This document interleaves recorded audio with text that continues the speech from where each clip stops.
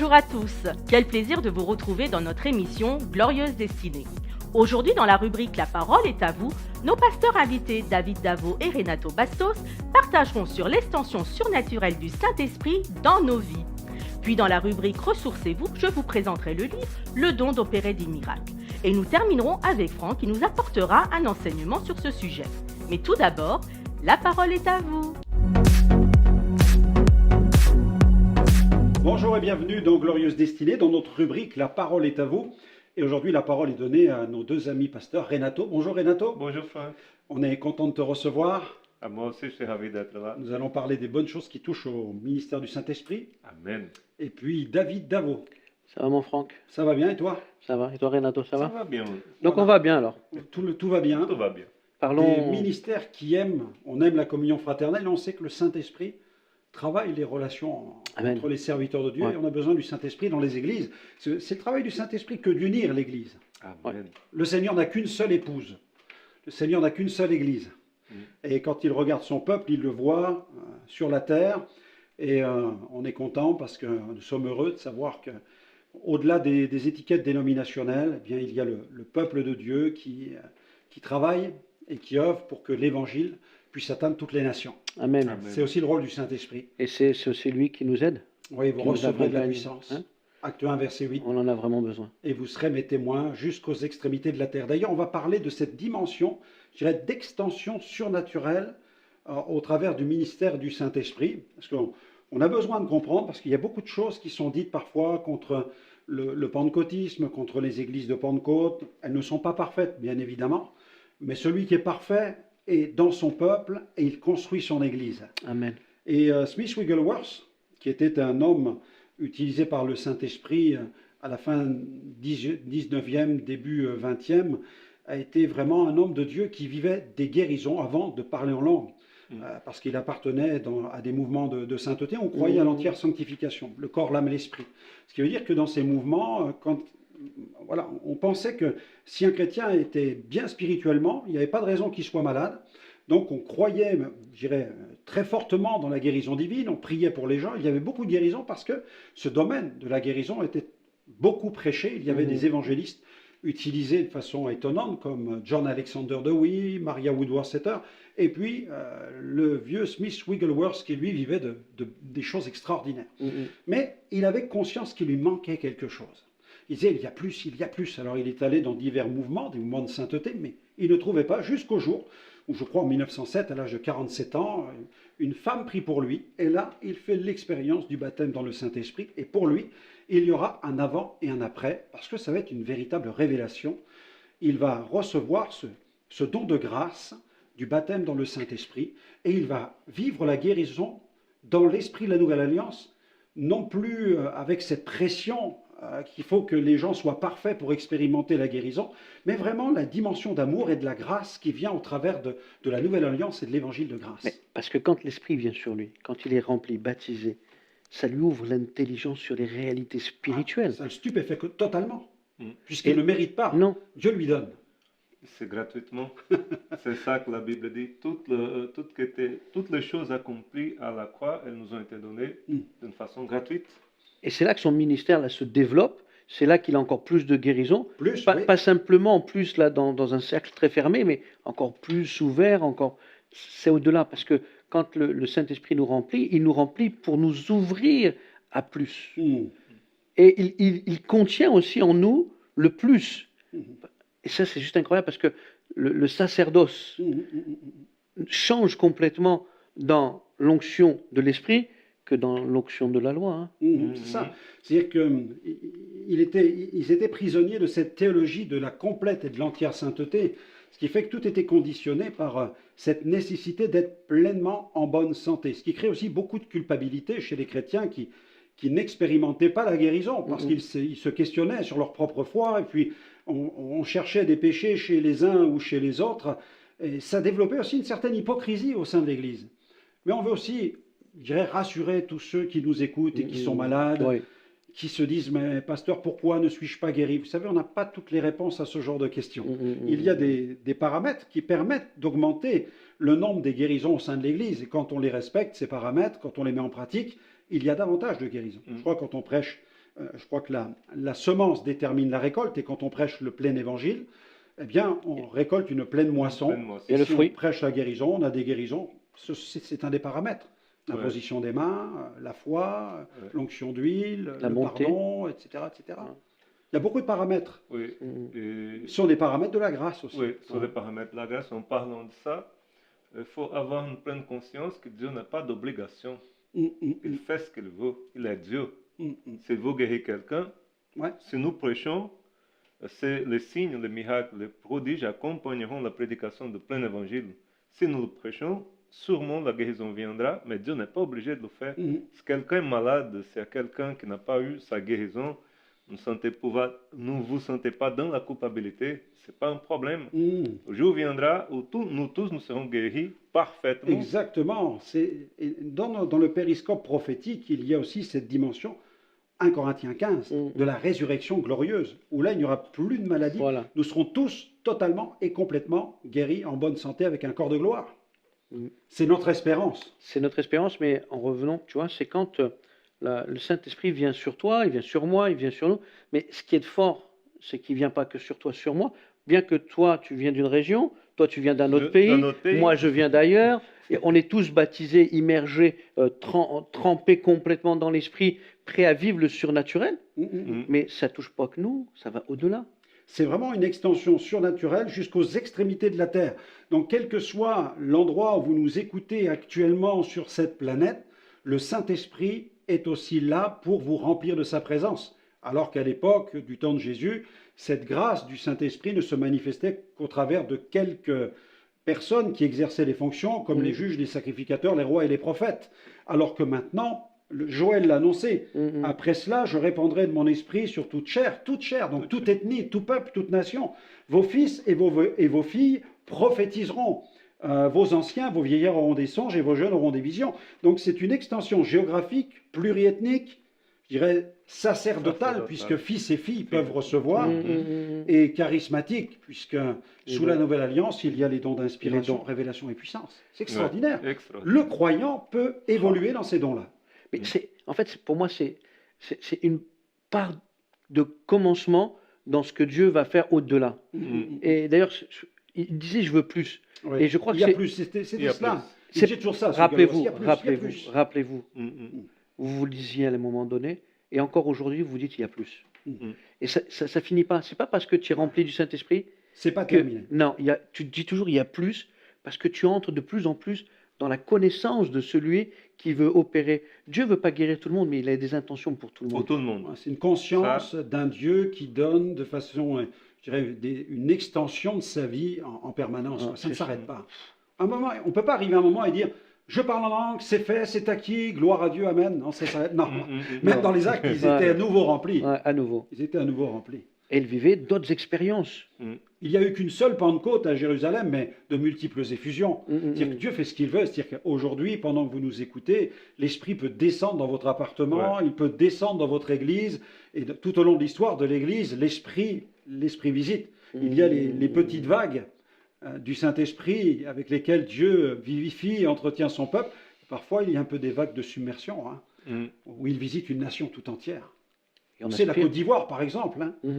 J'ai eu des témoignages en Côte d'Ivoire récemment de bien-aimés qui ont vécu cette expérience. Et à une certaine époque, on a même dit Dieu est ivoirien. Tellement c'était. Et toi, tu es brésilien, tu sais. Dieu est Au Brésil, brésilien. on aimerait qu'ils disent la même chose en France. Mais nous, on le dit, allez. Oui. Dieu est français. Dieu est français. Voilà, Dieu est français. Vous êtes d'accord? Dieu est francophone. Alléluia. On pense aux Luxembourgeois, on veut en laisser un peu pour les Belges. Et puis les Suisses. Les Suisses. Voilà, Dieu est francophone. Les Canadiens aussi. Et si une vague de submersion visitait l'Europe de l'Ouest en ces derniers temps, vous ne voyez pas que ça serait extraordinaire? On rêve de ça. Oui, on rêve de ça. D'une visitation, on veut dire à ceux qui nous écoutent, il y a plus. Amen. Sois rempli. Sois rempli. Sois rempli. Sois rempli. Sois rempli. On va prier pour cela d'ailleurs. Là où tu es, sois rempli du Saint-Esprit. Tu es pasteur, tu es diacre, tout simplement membre d'une assemblée, et tu dis j'ai besoin de plus, pasteur, j'ai besoin de plus. Il doit y avoir plus. Peut-être même que tu es dans une église traditionnelle et ça ne te satisfait plus. Ce que tu écoutes, ce que tu lis dans la Bible est complètement aux antipodes et tu aspires à plus. que Dieu te visite maintenant. Tout simplement, ouvre ton cœur et reçois le Saint-Esprit. Accueille la présence du Saint-Esprit parce qu'il est vraiment celui qui va te donner plus et qui va te vivifier pleinement. Voilà, en tout cas, mais merci d'avoir abordé ce sujet de cette extension surnaturelle du Saint-Esprit. Nous allons clore cette rubrique et laisser maintenant la place à Liliana pour cette autre rubrique qui s'intitule « Ressourcez-vous ». Voilà, c'est ce que nous voulons, nous ressourcer dans la présence de Dieu. À très bientôt. Nous sommes appelés à grandir dans la vie de l'esprit, à exercer les dons spirituels. Aussi aujourd'hui, je vous présente le livre « Le don d'opérer des miracles ». Ce livre détaille au regard de la parole de Dieu et de témoignages vécus la puissance de ce don. Retrouvez tous nos livres sur les dons spirituels sur notre site www.gospelvision-international.com. Je laisse la place à Franck. Le baptême dans le Saint-Esprit contribue à une véritable extension sur le plan surnaturel. Quand je pense à l'évangéliste Smith Wigglesworth, je me souviens de ce ministère, ce que nous pouvons lire dans bien des ouvrages qui relatent sa biographie, l'œuvre qu'il a accomplie dans le domaine de l'évangélisation. Je me souviens de sa soif. Il a souvent exprimé son chemin qui l'a conduit à expérimenter le baptême dans le Saint-Esprit. Et sans cesse, il évoque sa soif de Dieu. Bien qu'il était accompagné de signes, bien qu'il voyait des miracles s'opérer, puisqu'à cette époque, il y avait bien des ministères qui étaient utilisés de façon remarquable, comme Maria Woodworth-Etter ou John Alexander Dowie, Smith Wigglesworth voyait lui aussi bien des miracles s'accomplir. Mais il pensait que quelque chose lui manquait. Il avait soif de quelque chose de plus grand. Et pendant des années, il a grandi et servi au sein de l'église méthodiste wesleyenne et il a acquis la certitude d'être sauvé. Mais au fil du temps, c'était comme si le Seigneur lui disait « il y a plus, il y a encore plus à découvrir ». Il est allé chez les frères, il s'y sentait bien, mais le Seigneur lui a fait comprendre « il y a autre chose, il y a plus ». Alors il a rejoint l'armée du salut. À cette époque, ce mouvement était un véritable mouvement d'évangélisation, un mouvement vivant, militant, un mouvement de renouveau sur le plan spirituel. De nombreuses missions de réveil étaient organisées un peu partout en Angleterre, mais cette œuvre a connu un véritable basculement glissant vers le social, et l'évangéliste Wigglesworth pensait qu'il manquait maintenant quelque chose, il avait soif de quelque chose de plus le concernant. Et c'est comme si, dit-il, le Seigneur lui disait encore « mais il y a plus, il y a encore plus ». Et il a découvert les églises de Pentecôte avec le baptême dans le Saint-Esprit, et quelqu'un a prié pour lui, et il a fait l'expérience à l'âge de 47 ans, en 1907, du baptême dans le Saint-Esprit. Et évoquant la nature de son ministère, marqué par les miracles, Smith Wigglesworth ne manqua jamais de parler de son expérience de Pentecôte. Il a écrit « Dieu n'a pas besoin de quelqu'un qui n'est pas affamé ou assoiffé de Dieu et de sa justice. Dieu n'a pas besoin de quelqu'un qui n'est pas affamé ou assoiffé de Dieu et de sa justice. » Ainsi, depuis 2000 ans, avec l'effusion de l'Esprit, ce merveilleux Saint-Esprit qui était répandu à Jérusalem le jour de la Pentecôte, eh bien, l'Église a expérimenté de multiples extensions. J'aimerais vous parler premièrement d'une extension géographique.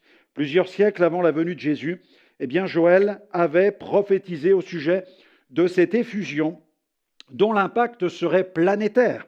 Il a évoqué une effusion qui se répandrait sur toute chair, c'est-à-dire sur les Juifs et sur les non-Juifs. De façon implicite, Joël a proclamé un impact spirituel qui dépasserait les limites du territoire d'Israël.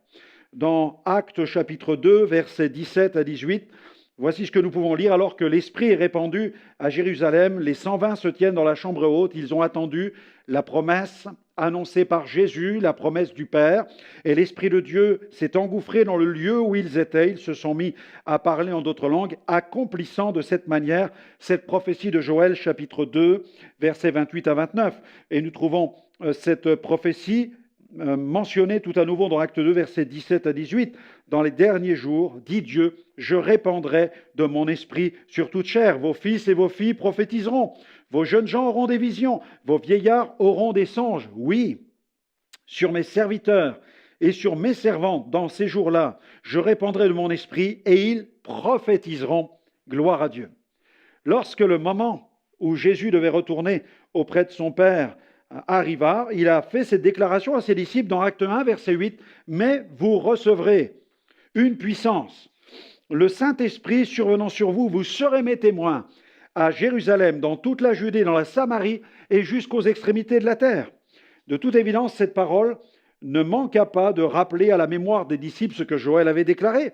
Jésus était en train d'annoncer aux disciples la prophétie de Joël et son accomplissement imminent. Et c'est ce qui s'est passé le jour de la Pentecôte au travers de la venue du Saint-Esprit, des langues de feu et de cette glorification du Père au travers de ces langues glorieuses avec lesquelles les disciples se sont exprimés.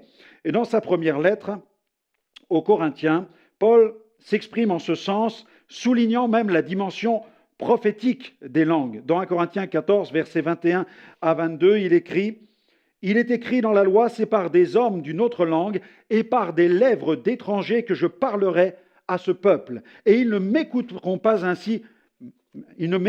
même ainsi, dit le Seigneur. Par conséquent, les langues sont un signe non pour les croyants, mais pour les non-croyants. La prophétie, au contraire, est un signe non pour les non-croyants, mais pour les croyants. » L'apôtre Paul fut cet agent au service du royaume qui n'a pas hésité à porter l'évangile hors des frontières du territoire d'Israël, donc visant les extrémités de la terre. Il a contribué ainsi dans une très grande mesure à l'accomplissement prophétique de la parole annoncée par le prophète Joël, et même du commandement de Jésus, qui consistait recevoir cette puissance et aller annoncer l'évangile à Jérusalem, en Judée, en Samarie et jusqu'aux extrémités de la terre. Le baptême dans le Saint-Esprit contribue donc à une extension géographique de l'annonce du message du royaume de Dieu. C'est aussi une extension pluriethnique. Aux premières heures de l'Église primitive, il est étonnant de constater que les apôtres et les disciples concentraient leurs efforts d'évangélisation uniquement sur le peuple hébreu de façon, quasi exclusive. Ils étaient chaque jour dans le temple, acte 5, 42. Ils conduisaient une grande foule de sacrificateurs dans la foi au Christ, acte 6, verset 7. Gloire à Dieu. En ce qui concerne ceux qui habitaient Jérusalem, ceux qui habitaient le territoire d'Israël. Mais en ce qui concerne ceux qui habitaient les extrémités de la terre, rien, néant. Ils n'avaient pas pleinement répondu à l'ordre missionnaire de Jésus. Ils n'y avaient simplement répondu que dans une petite mesure, mais ils devaient y répondre maintenant dans une pleine mesure. Et en ce sens, ils ne répondaient pas pleinement à la volonté de Dieu. Ils évangélisaient bien avec puissance à Jérusalem et en Judée, mais ils ne s'aventuraient pas encore en Samarie. Les extrémités de la terre étaient-elles dans leur ligne de mire ? C'est peu probable. Mais le Père Céleste va provoquer certaines situations qui vont donner un véritable coup d'accélérateur à l'évangélisation mondiale. Tout d'abord, il va permettre une grande persécution qui va entraîner une véritable dispersion. Et c'est là qu'apparaît alors un dénommé Philippe qui va se distinguer dans cette région de la Samarie en proclamant le plein évangile. Or, nous savons que Juifs et Samaritains n'avaient pas du tout de bonnes relations à cause des pratiques, religieuses, idolâtres des Samaritains qui pratiquaient un judaïsme mélangé à des pratiques défendues par la Torah, ce qui était inacceptable pour des Juifs fidèles à la parole de Dieu. Et pourtant, c'est en Samarie que Philippe va être le témoin d'une œuvre puissante de l'Esprit et que Dieu va manifester sa grâce. Dans Acte 8, versets 1 à 8, on peut lire « Ce jour-là, une grande persécution éclata contre l'église de Jérusalem, et tous, à l'exception des apôtres, se dispersèrent dans les diverses régions de la Judée et de Samarie. Des hommes pieux enterrèrent Étienne et le pleurèrent beaucoup. Quant à Saul, il cherchait à détruire l'église. Il pénétrait dans les maisons, en arrachait hommes et femmes et les faisait jeter en prison. Ceux qui avaient été dispersés allaient de lieu en lieu et annonçaient la bonne nouvelle de la parole. Philippe descendit dans la ville de Samarie et y prêcha le Christ. Les foules tout entières étaient attentives à ce que disait Philippe lorsqu'elles apprirent et virent les miracles qu'il faisait.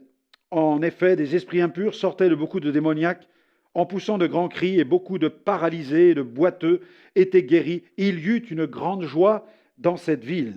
Donc, informés de cette belle œuvre, les apôtres de Jérusalem se rendent en Samarie. Je pense à Pierre et à Jean, qui viennent prêter main forte à Philippe. Dans Acte 8, versets 14 à 15, les apôtres qui étaient à Jérusalem apprirent que les habitants de Samarie avaient fait bon accueil à la parole de Dieu. Ils leur envoyèrent Pierre et Jean. Ceux-ci descendirent et prièrent pour eux, afin qu'ils reçoivent le Saint-Esprit. Et notez bien cela, sur la route du retour, les deux apôtres ne manquent pas de continuer d'annoncer l'Évangile dans d'autres villages de la Samarie. Dans Acte 8, verset 25, c'est un passage qu'on oublie souvent et qui pourtant nous parle du retour des apôtres vers Jérusalem. Après avoir rendu témoignage à la parole du Seigneur et après l'avoir prêché, Pierre et Jean retournèrent à Jérusalem en annonçant la bonne nouvelle dans plusieurs villages des Samaritains. Et nous assistons à une poursuite de cette extension pluriethnique. L'extension pluriethnique rencontre l'approbation divine et il fallait que le clou, je dirais, traverse la planche, puisque dans Acte 11, verset 19, on peut lire « Ceux qui avaient été dispersés par la persécution survenue à l'occasion d'Étienne allèrent jusqu'en Phénicie, dans l'île de Chypre et à Antioche, annonçant la parole seulement aux Juifs. » Alors que la Samarie continue d'expérimenter un puissant mouvement de l'esprit, l'apôtre Pierre, de son côté, reçoit une vision sur laquelle se trouvent des animaux impurs, et cette vision s'accompagne d'une voix qui résonne disant « tue et mange ». Donc on voit que seulement les Juifs étaient dans le viseur de ceux qui étaient dispersés par la persécution, et il n'évangélisait seulement que les Juifs, mais dans Acte 10, on voit que Pierre reçoit cette vision, et alors que Pierre a veillé jusqu'à ce jour à ne jamais consommer d'animaux impurs, cette révélation lui intime de manger des animaux impurs, parce que Dieu vise, le Saint-Esprit vise à changer véritablement sa mentalité. Le but consiste à le préparer pour l'évangélisation des païens, c'est-à-dire à des personnes considérées comme impures aux yeux du Juif qu'il était.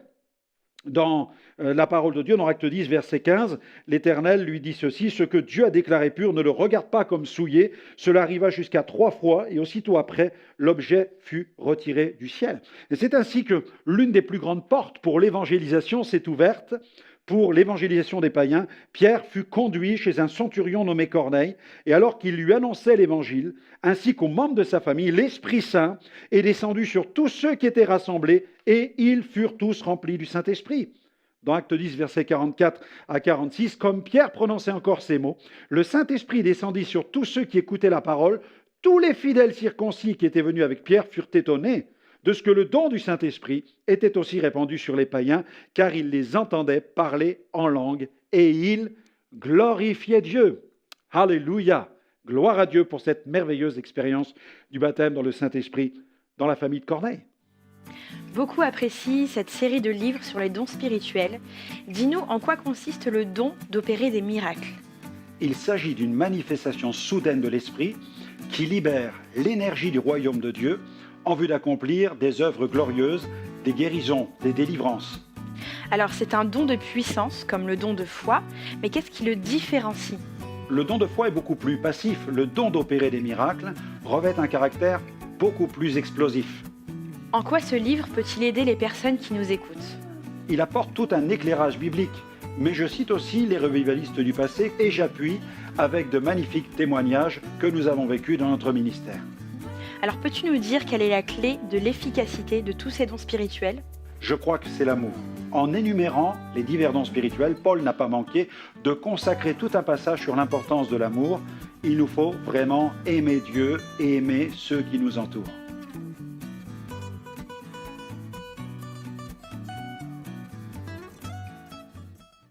C'est aussi une extension sacerdotale. Sous l'Ancienne Alliance, seuls quelques privilégiés avaient cette grâce d'exercer des fonctions et des ministères sous l'onction de l'Esprit. Parmi ces privilégiés, on trouvait des sacrificateurs, des prophètes, les rois et les juges.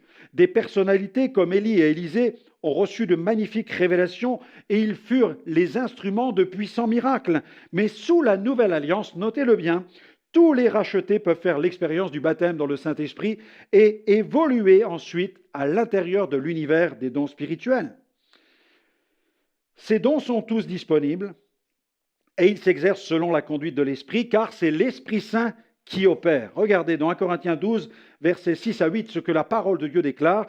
Il y a diversité d'opérations, mais le même Dieu qui opère tout en tous. Or, à chacun, la manifestation de l'Esprit est donnée pour l'utilité commune. En effet, à l'un est donné par l'Esprit une parole de sagesse, à un autre une parole de connaissance, selon le même Esprit. La part qui incombe aux rachetés est celle de la recherche de la présence de Dieu. Paul réclame du croyant qu'il aspire, qu'il recherche, qu'il soit rempli d'amour et qu'il soit rempli du Saint-Esprit. Le Seigneur sait vraiment ce qui est le meilleur pour chacun d'entre nous. Nous avons plusieurs exhortations de l'apôtre Paul. Dans 1 Corinthiens 14, verset 1er, Paul dit « Recherchez la charité, l'importance d'aimer. Aspirez aussi aux dons spirituels, mais surtout à celui de prophétie. » Éphésiens 5, 18, « Ne vous enivrez pas de vin, c'est de la débauche. Soyez au contraire remplis de l'esprit. » Comment pouvons-nous exercer les dons spirituels si nous n'aimons ni l'Église ni les gens? Comment exercer la prophétie dans l'Église si je n'aime pas les membres de mon assemblée? Comment aller prier pour les malades et espérer voir la manifestation de dons de guérison si je n'aime pas les pécheurs, si je n'aime pas les gens? L'amour est la clé. 1 Corinthiens 13, verset 1er, « Quand je parlerai les langues des hommes et des anges, si je n'ai pas la charité, je suis un airain qui résonne ou une cymbale qui retentit. » Réalisons-nous vraiment quelle est notre glorieuse identité en Jésus-Christ? Le Seigneur a fait de nous un royaume de sacrificateurs. En Christ, nous participons à un royaume, je dirais un sacerdoce royal. C'est ce que nous trouvons dans le livre de l'Apocalypse, au chapitre 1er, au verset 5 à 6, « À celui qui nous aime, qui nous a délivrés de nos péchés par son sang, qui a fait de nous un royaume des sacrificateurs pour Dieu son Père. À lui soit la gloire et la puissance au siècle des siècles. Amen. » Et puis dans 1 Pierre chapitre 2 verset 5, l'apôtre Pierre parle du saint sacerdoce. Il dit « Vous-même, comme des pierres vivantes, édifiez-vous pour former une maison spirituelle, un saint sacerdoce afin d'offrir des victimes spirituelles agréables à Dieu par Jésus-Christ. » Un sacerdoce est une fonction qui revêt un caractère sacré et qui comporte toute une dimension de privilèges, de choix divins et de vocation.